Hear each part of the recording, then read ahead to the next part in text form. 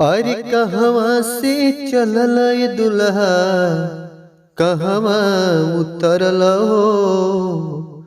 अके करा हुकुमवे दुल्हा, घर में पौआ ढरल हो। अरे के करा हुकुमवे दुल्हा, घर पौआ धरल हो।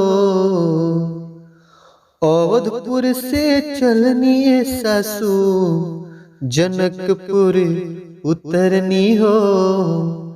अवध से चलनी सासू, जनकपुर उतरनी हो।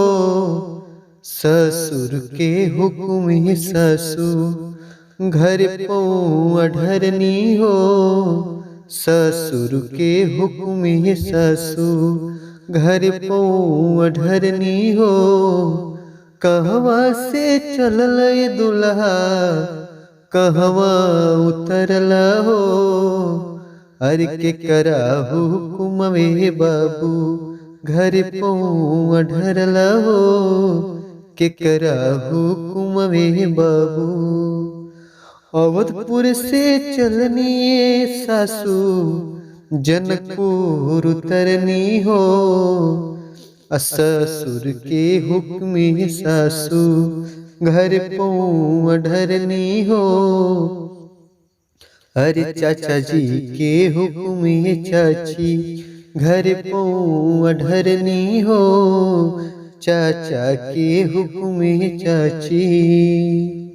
अरे कहवा से चलल ये दुल्हा, कहवा उतरल हो।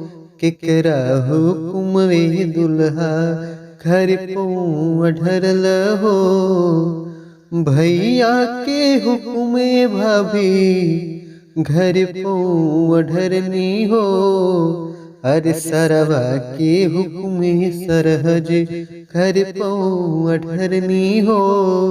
सरवा के हुक्मे सरहज।